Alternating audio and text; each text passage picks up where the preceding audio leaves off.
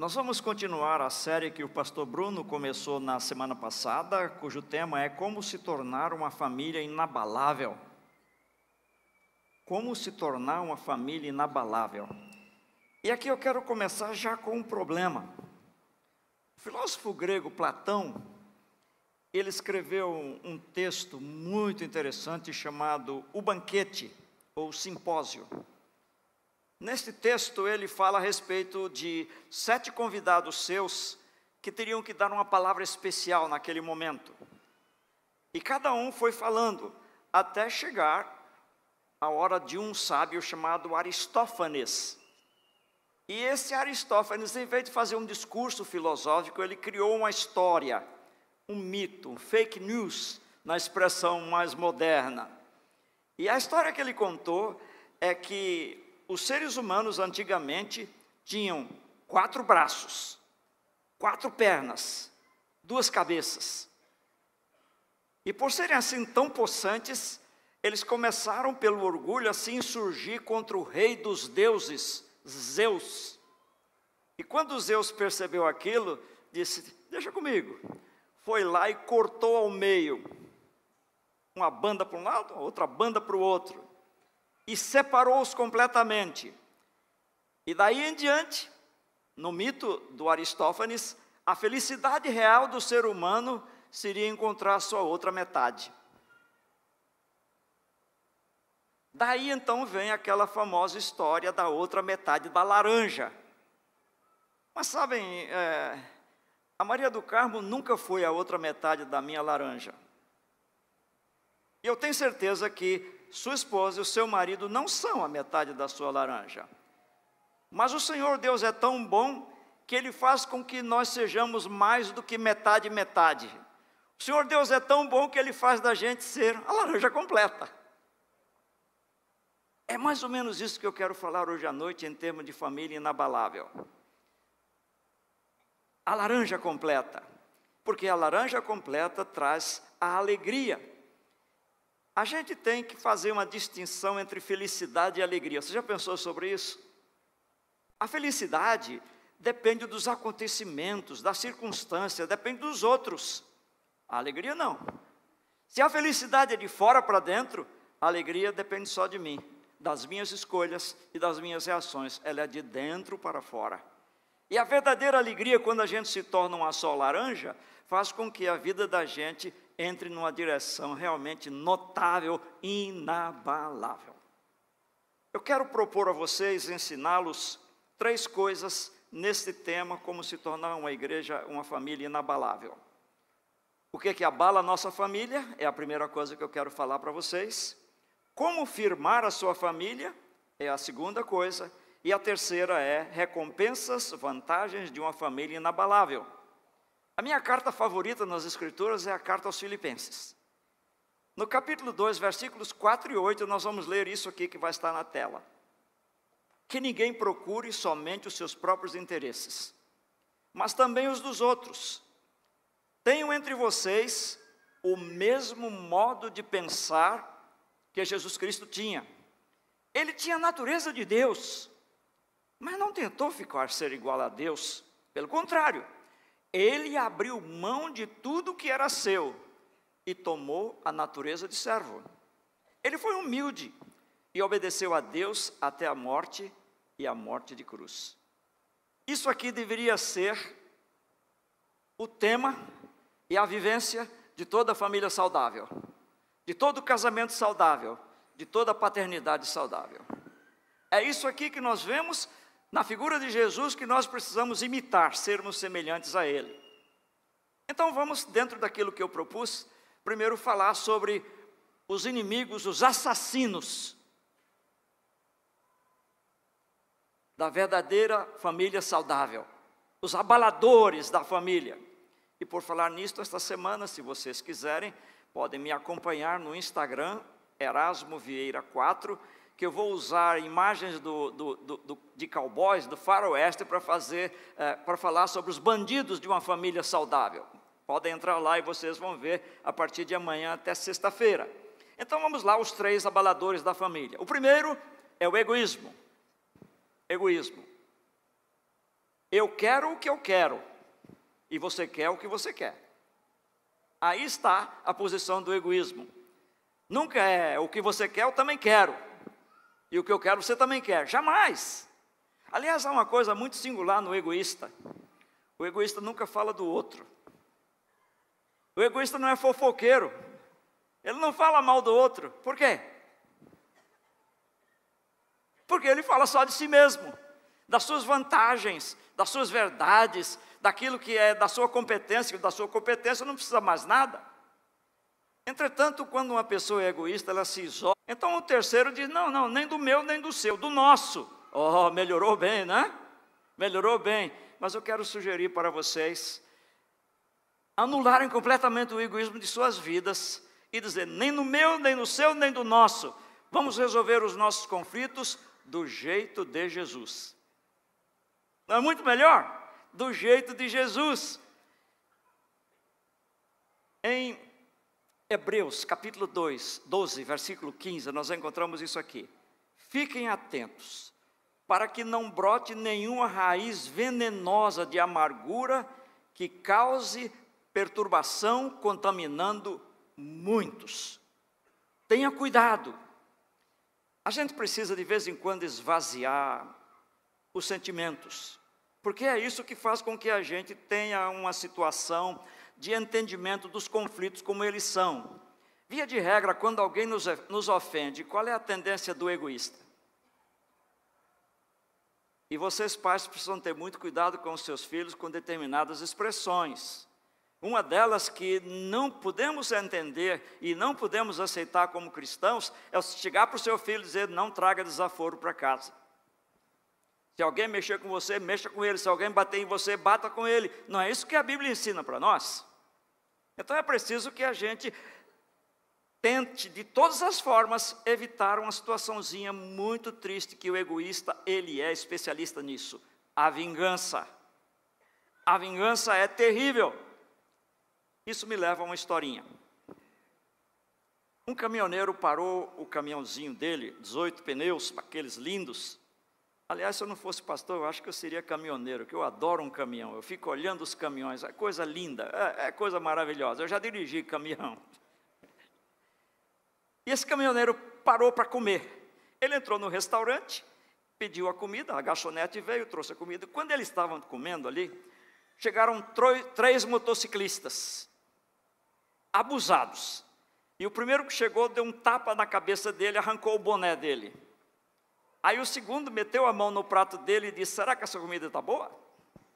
E o terceiro começou a mexer com a aparência dele. Aí os 3 foram sentar e ficaram na frente dele, rindo e mexendo com ele. Quando ele viu tudo aquilo, ele percebeu que a comida tinha estragado mesmo, ele levantou e saiu. Quando ele saiu, ele disse, você não é de nada, você é um fracote, você é um covarde. Passaram-se poucos segundos, a garçonete disse, olha, quem é que disse que ele não era de nada? Mas ele não é de nada.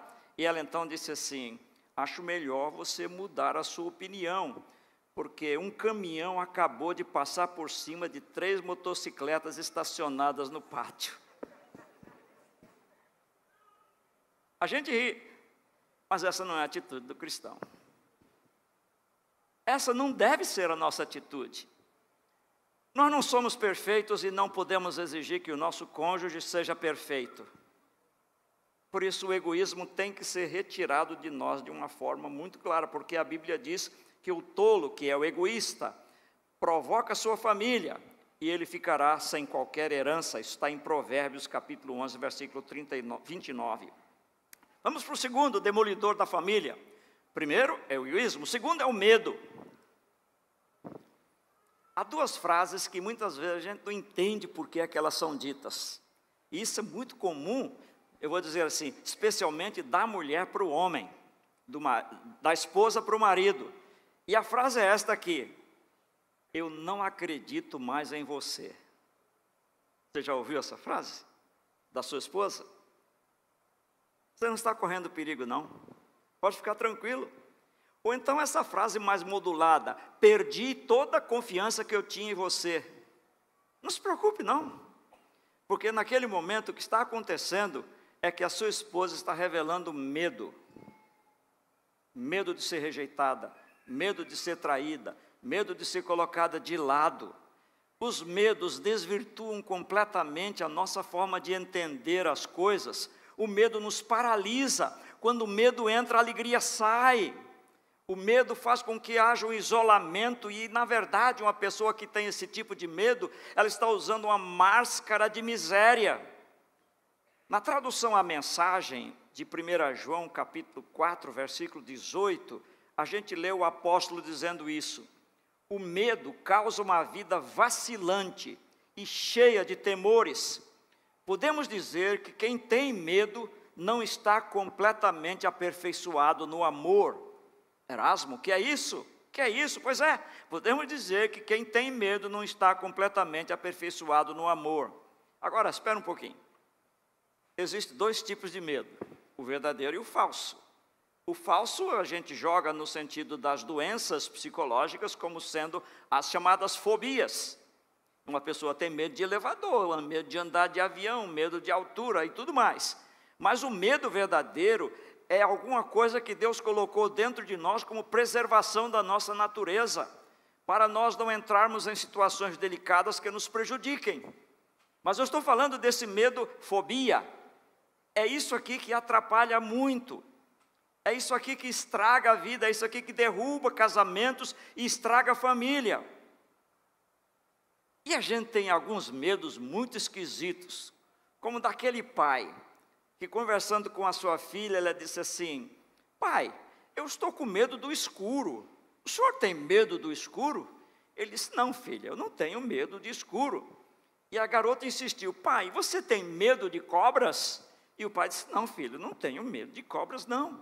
E ela diz: e daquelas minhocas nojentas, grandes, o senhor tem medo daquilo? Não, pai, eu não tenho medo de nada disso. Ela então pausa por um momento e depois diz assim: então, pai, a única coisa que você tem medo é da mamãe. O medo produz três coisas nos relacionamentos. Coloca a pessoa na defensiva, você se defende todo o tempo. Porque muitas vezes você tem medo de perder, de ser ultrapassado, de ter a sua autoestima diminuída. Segunda coisa que o medo faz conosco é faz a pessoa ficar distante mesmo.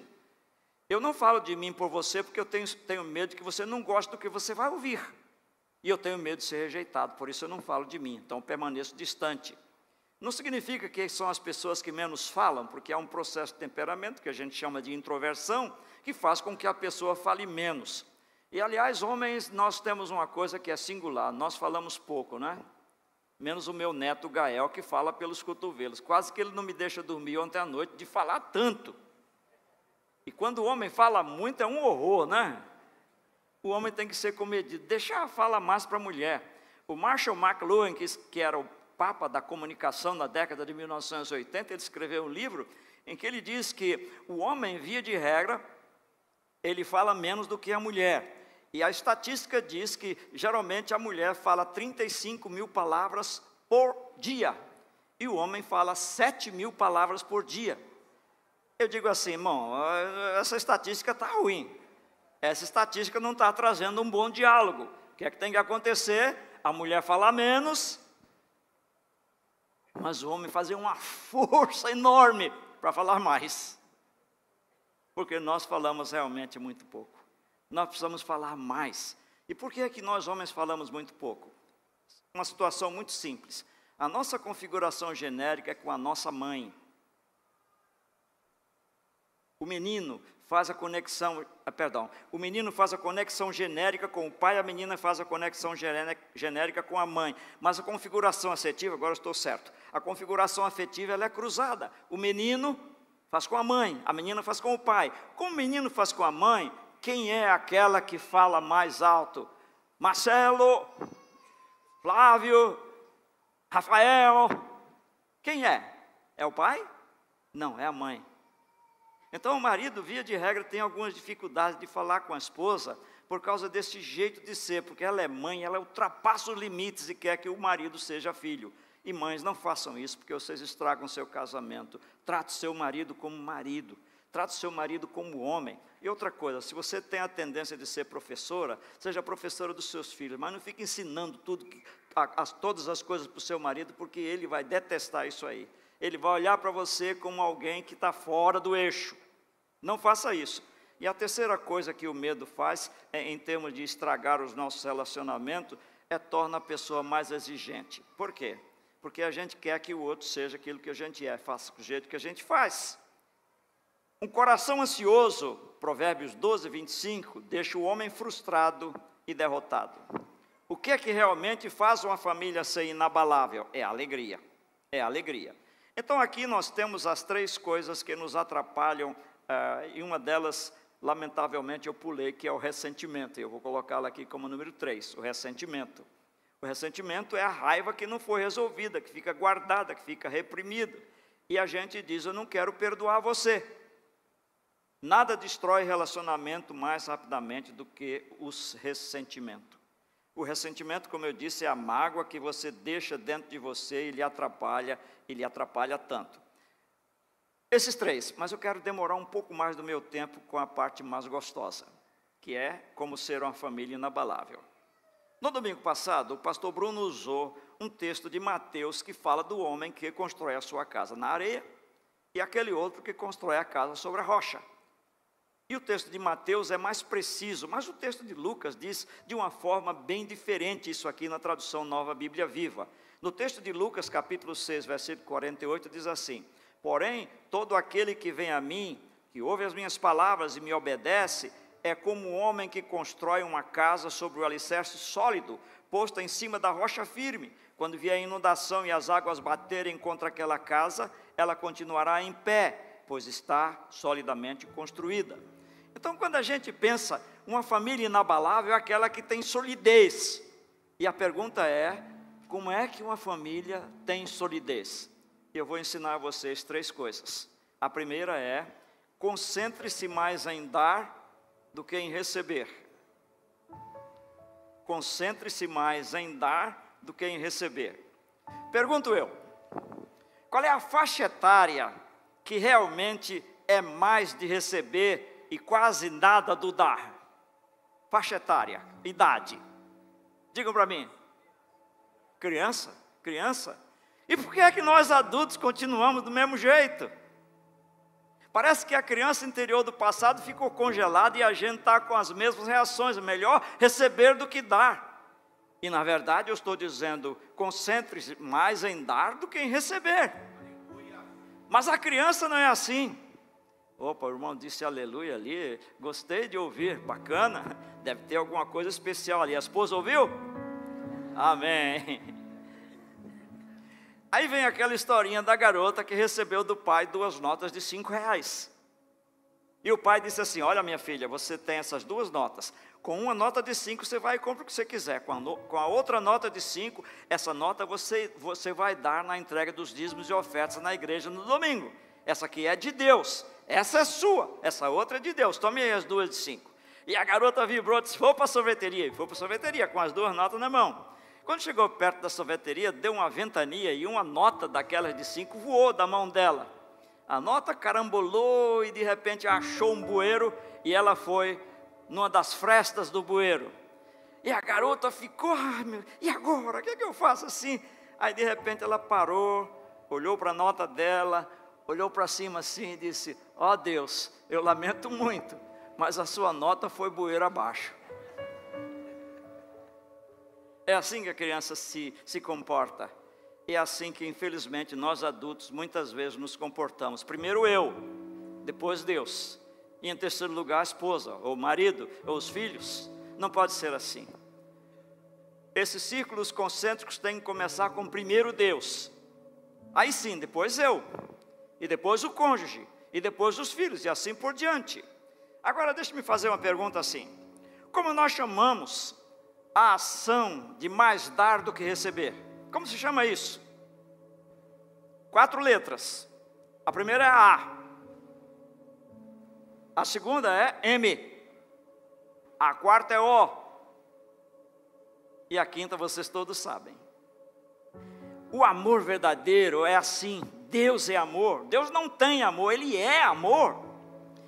E é uma frase que é de alta significância, eu quero que vocês guardem isso no seu coração. E a frase é essa: você pode dar sem amar, mas você não pode amar sem dar. Você não pode amar sem dar. Dar é a essência do amor. Dar é o caminho de se tornar semelhante a Jesus que todos nós precisamos. O apóstolo Paulo tem uma expressão que não está nos evangelhos, e é uma expressão que diz ele ter sido feita por Jesus, mas não está em nenhum dos evangelhos. Naturalmente foi numa conversa íntima que Paulo teve com Jesus, e isso faz com que ele diga isso lá em Atos 20:35, quando ele diz assim: e o Senhor disse, melhor, é mais feliz quem dá do que quem recebe. Isto aqui não é simplesmente uma sugestão, isso é um mandamento para nós. O cristão é doador por natureza. O cristão se esforça para ver o outro em melhores situações. E ele ama. Hoje em dia o que a gente chama de amor não é verdadeiramente amor, é posse, é controle, é luxúria, é desavergonhamento. E por falar em desavergonhamento, essa palavra existe? Não sei. Vai passar a existir agora. Eu estou estarrecido na televisão, como eles estão deixando passar, especialmente nos filmes legendados, tudo que é palavras de baixo calão, tudo que é pornô, em termos de palavras. É incrível como isso pode acontecer. Eu acho que deveria haver uma situação em que essas coisas não podem aparecer assim em público para todo mundo. Não é simplesmente porque tem criança assistindo, é porque para nós cristãos aquilo nos ofende. Ou ver expressões ali na tela da televisão que não condizem com o falar cristão, isso desmorona a família. Quando a gente pensa em amor, eu não vou muito longe aqui, mas eu quero dizer isso para vocês. Há 3 tipos de amor no relacionamento familiar que constrói ou destrói. O primeiro tipo é: eu amo você se você é bonito, se você tem charme, se você tem boa família, se você tem preparo acadêmico, se você tem dinheiro. E quando você acaba? A idade chega, o amor acaba, porque este é um amor condicional. O segundo tipo de amor que constrói ou destrói família é: eu amo você porque eu amo você porque você tem uma beleza, eu amo você porque você tem charme, eu amo você porque você tem boa família. Primeiro eu amo você se você me agradar, se você for legal comigo, se você me bancar. Agora eu amo você porque você tem tudo isso. Esse é um tipo melhor do amor do que o primeiro. Entretanto, ainda não é suficiente. O amor que é suficiente é: eu amo você como Jesus me ama. Eu amo você como Jesus ama você. Esse é o verdadeiro tipo do amor que faz com que a família seja inabalável. Por isso que o apóstolo Pedro, na sua segunda carta, capítulo 1, versículo 7, tradução à mensagem, ele diz assim: o passo seguinte que é vocês apreciarem outras pessoas e gostarem delas, e finalmente chegar, leiam juntos, está ali na tela? Não? Eu estou enxergando ali, vocês não estão não? Chegarem a amá-las profundamente, a amá-las profundamente. Então a gente entende que é assim mesmo, não é? Como é que a gente constrói relacionamentos? Como é que a gente destrói relacionamentos? Quer ver uma forma como você vai destruir o seu casamento? Vamos imaginar, quantas pessoas aqui são casadas, têm 1 ano de casados? Bacana. Quando a gente tem 1 ano de casado, normalmente a mulher aparece tossindo. Aí o marido chega e diz assim: meu amorzinho, estou preocupado com a sua tosse. Vamos buscar ajuda médica. E se for preciso você ficar internada, eu preparo uma comidinha para você melhor que a do hospital. Olha que encanto, que formoso, que fofinho. Quantos aqui estão casados por 2 anos? Tá bom? 2 anos o marido chega, a mulher com tosse, né? Mudou o clima, então ela começa a tossir. Querida, eu não estou gostando dessa sua tosse. eu vou ligar para o Dr. Santos e pegar alguma orientação do que a gente precisa fazer. Legal, essa preocupação linda, mas olha já a diferença. Quantos têm 3 anos de casados aqui? Ah, bacana, tá bom. Mulher com tosse, o marido chega para ela e diz: parece que você está com febre. Por que você não pega o seu carro e vai até um pronto atendimento mais próximo? Deixa que eu cuide dos nossos filhos. Está piorando a situação, mas não piorou de tudo. Quem tem 4 anos de casado. 4 anos de casado, a mulher está tossindo e o marido chega e diz: espera aí, seja mais sensata. Depois que você banhar as crianças, depois que você der o jantar a elas e lavar os pratos, vá para a cama. Você está com uma tosse infeliz. Mas não piorou ainda, tem mais. Quantos estão 5 anos de casados? 5 anos de casado, a mulher está tossindo, o marido chega e diz: Deus do céu, você não para de tossir, mulher. Eu já não estou conseguindo dormir, eu vou dormir na sala. E se você imaginar, o 6º ano eu não vou nem falar, porque é muito triste. Então esta é a primeira coisa, dar melhor do que receber.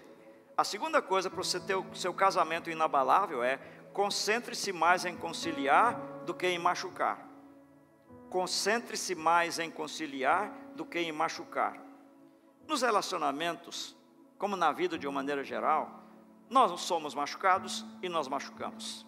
E aprenda uma coisa para você compreender melhor os outros: quando alguém lhe machucar, é porque foi machucado.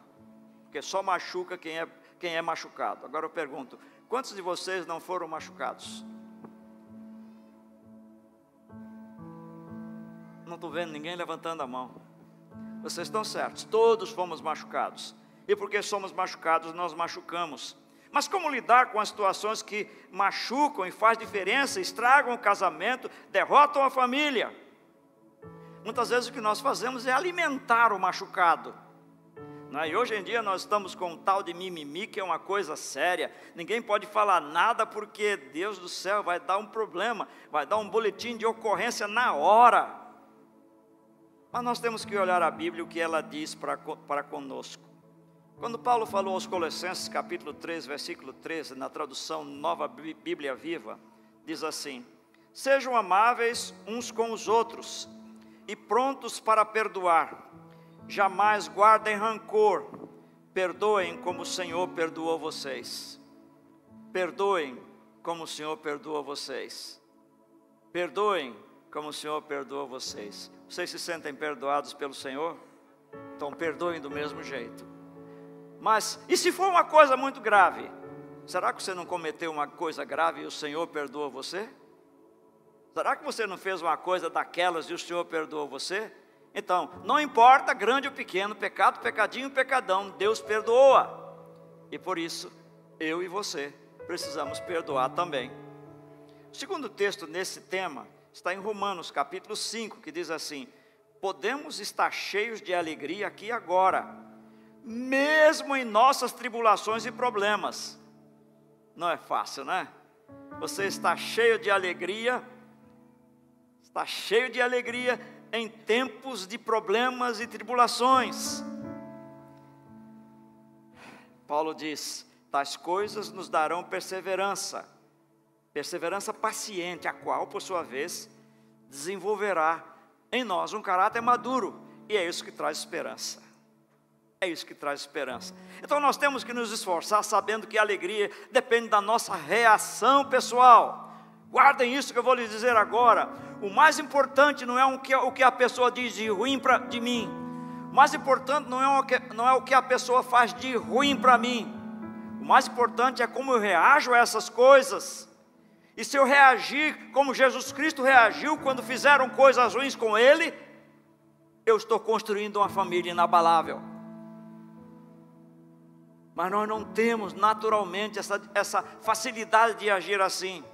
Por isso que a alegria, que é um fruto do Espírito, é quem dá a gente a energia para reagir bem, mesmo quando nós estamos diante de uma situação deplorável diante de nós.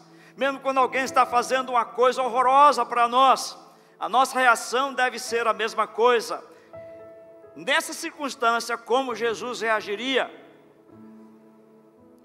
Deus permite conflitos e tribulações com finalidades especiais. E sempre que vocês estiverem numa situação dessa, em que o seu casamento esteja modulado mais para baixo do que para cima, quando as coisas estiverem indo de mal a pior, você pergunte: Senhor, o que é que o Senhor quer me ensinar com essa situação que eu estou enfrentando? Eu não estou vendo saída nenhuma, eu preciso do Senhor, o que é que o Senhor está querendo dizer para mim? O que é que eu posso tirar dessa situação para o meu crescimento espiritual e para que a minha família esteja firme na rocha? Tudo na nossa vida tem um propósito. Isso me lembra a história de um cowboy que queria fazer um seguro de saúde. Ele gostava de se apresentar nos rodeios. E vocês sabem que essa é uma situação terrível, porque o indivíduo monta em touros bravos, em cavalos horrorosos, e acidentes acontecem. E ele queria fazer um seguro de saúde. E quando ele chegou na companhia, o atendente perguntou se ele havia tido algum acidente no ano anterior. E ele respondeu: não, eu não tive nenhum acidente, mas eu fui mordido por uma cobra e um cavalo deu um coice nas minhas costelas. Aí o atendente olhou assim para ele e disse: mas peraí, isso aí não foi acidente?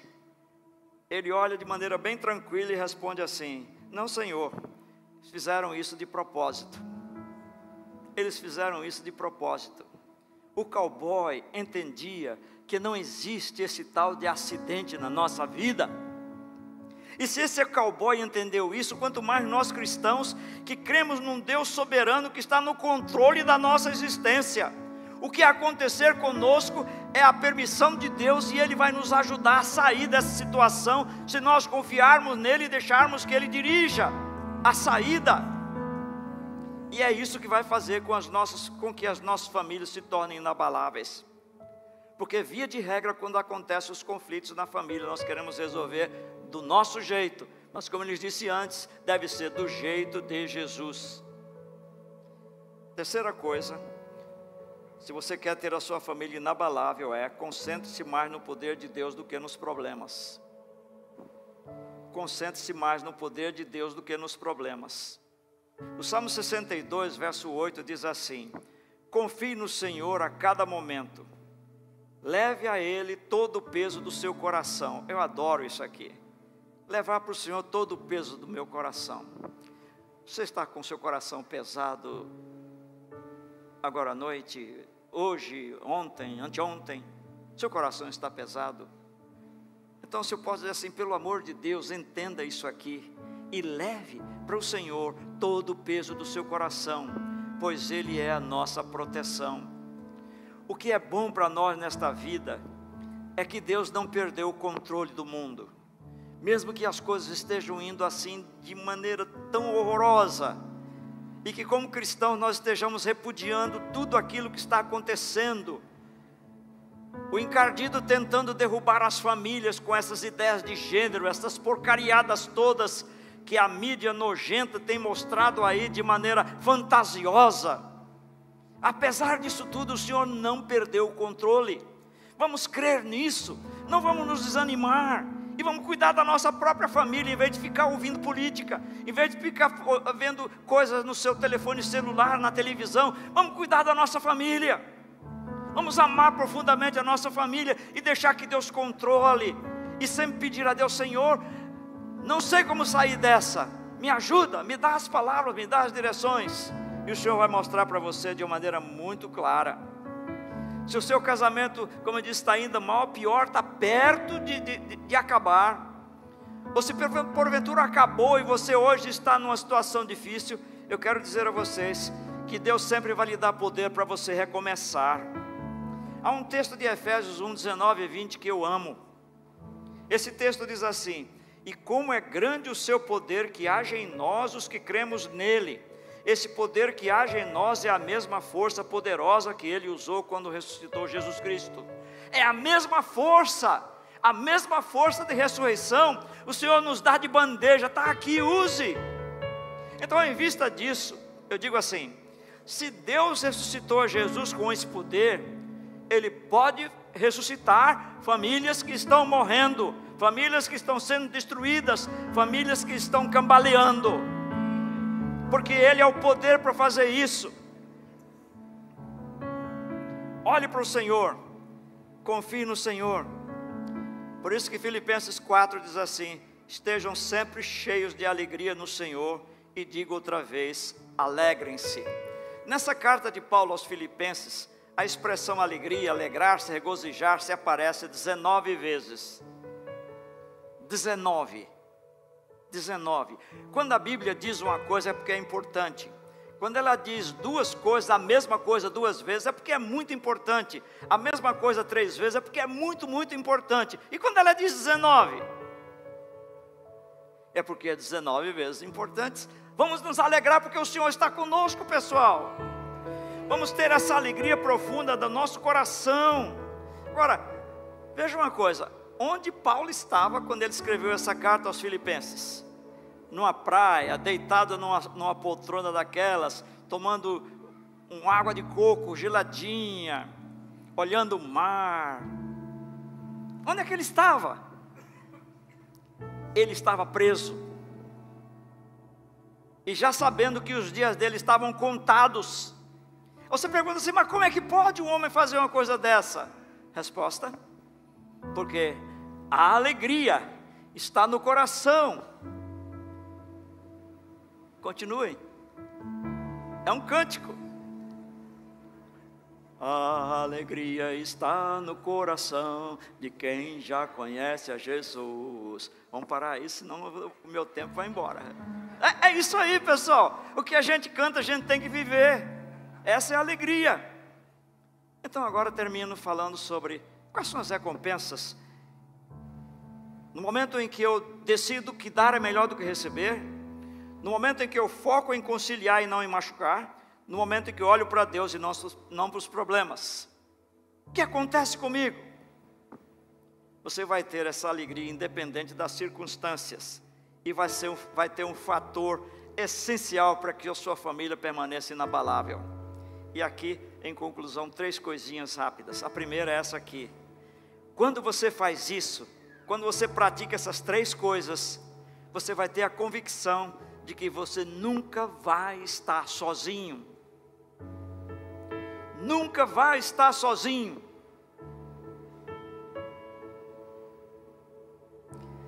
Uma das músicas que o pessoal do colégio americano gostava mais quando eu trabalhei lá por 12 anos como pastor, como capelão, era essa aqui. Não vou ficar sozinho, agora sou feliz, com Cristo no meu coração.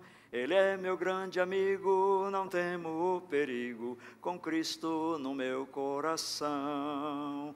Ah, eu sou feliz e agora vou cantar, pois contente estou, pois com Cristo eu vou, com Cristo no meu coração.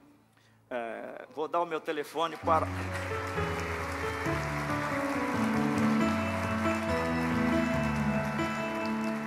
Vou dar o meu telefone depois para quem quiser que eu vá cantar no aniversário na sua casa. Tenha certeza que você nunca vai estar sozinho. Isaías 43 diz um dos versículos mais maravilhosos nessa situação. Mais maravilhosos. Eu quero que vocês leiam comigo, juntos. Está na tela agora. Vamos lá? Quando você atravessar águas profundas, eu estarei ao seu lado, e você não se afogará.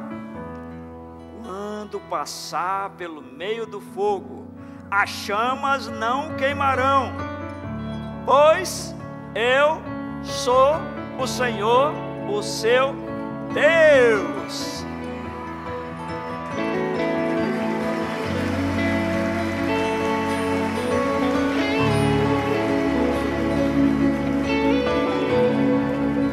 Você e a sua família nunca vão estar sozinhos. Tem um ditado que diz que uma andorinha só não faz verão, não é?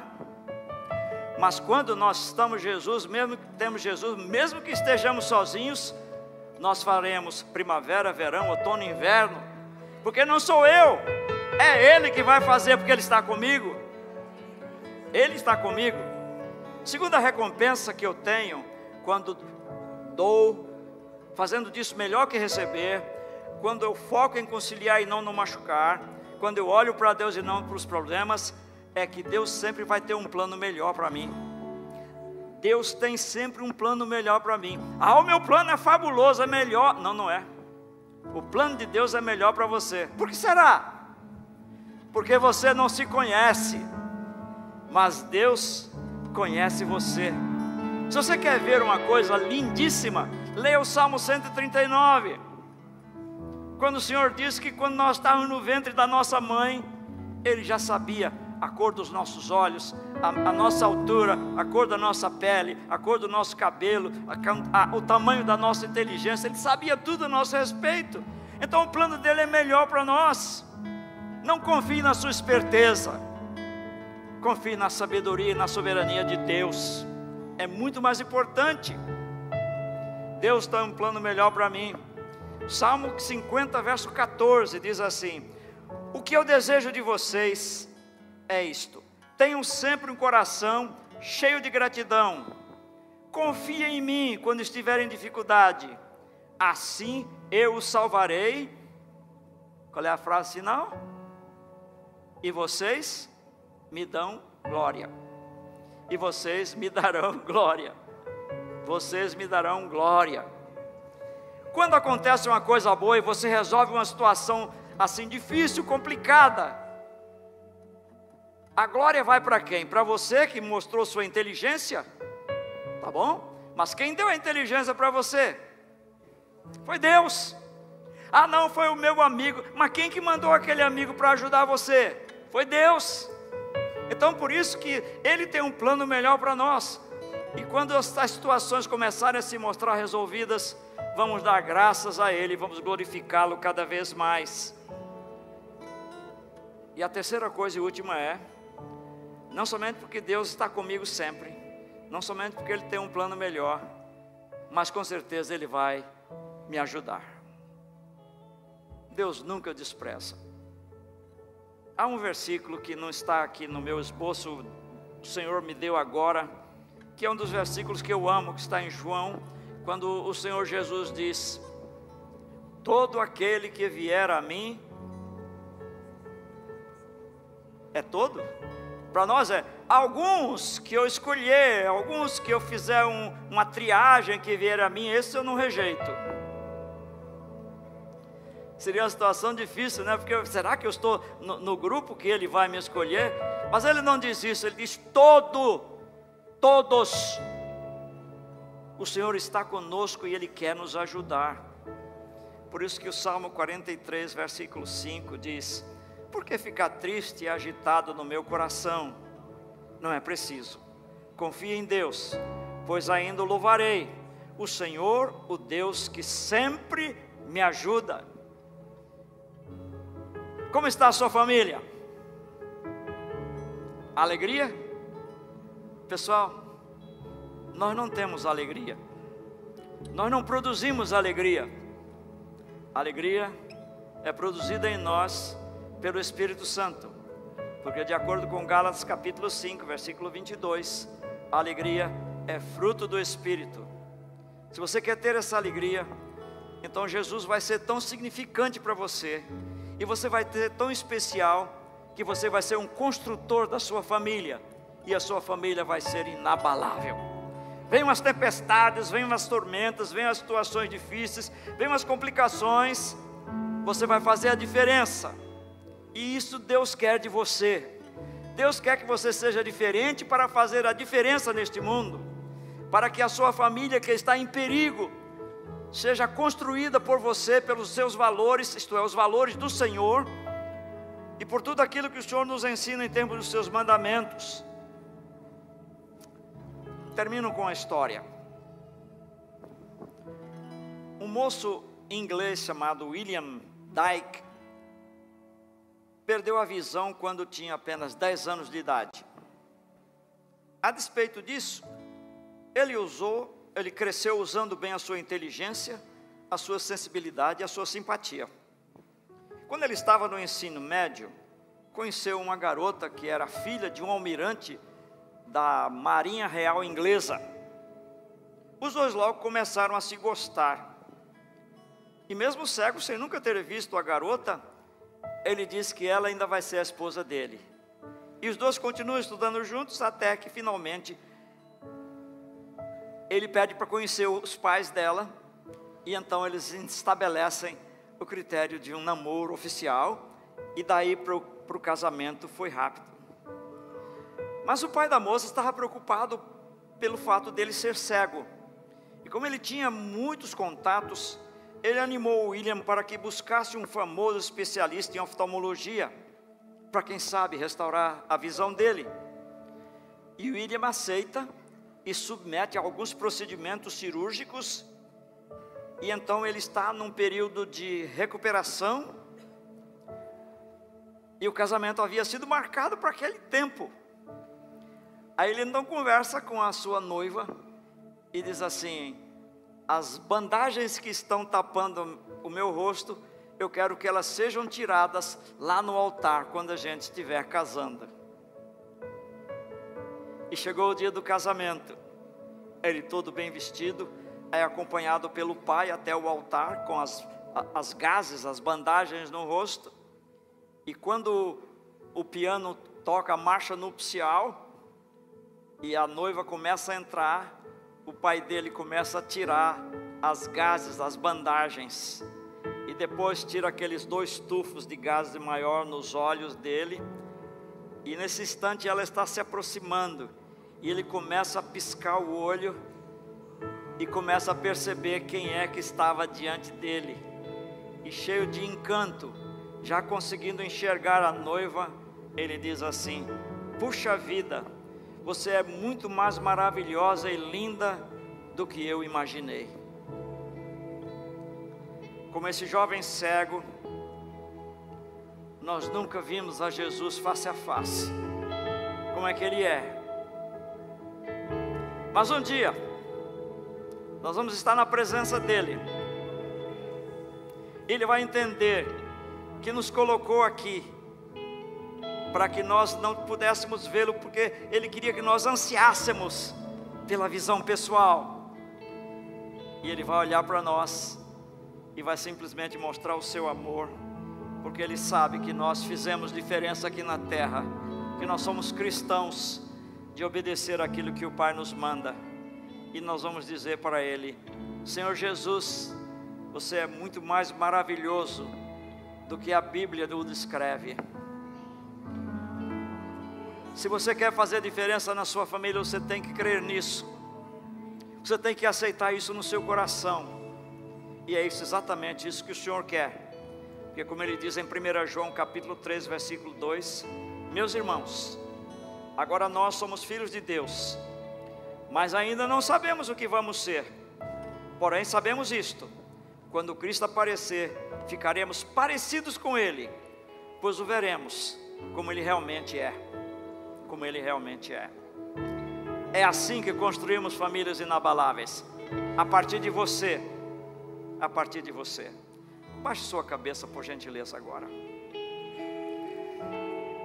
Se você nunca teve a chance de declarar publicamente a sua fé em Jesus, se você nunca teve a chance de dizer publicamente que crê nesse Jesus, então eu peço que você faça essa breve oração comigo. Não precisa fazer em voz alta, faça para você. E diga assim: Senhor Jesus, muito obrigado pelo que eu acabo de ouvir. Muito obrigado porque o Senhor tocou o meu coração. E neste momento, com toda coragem, eu quero afirmar que eu creio no Senhor. Eu quero ser um cristão relevante, para fazer diferença na minha família, de modo que ela se torne inabalável. É a minha vontade, é o meu desejo, e é o que eu farei. Em Teu nome, amém.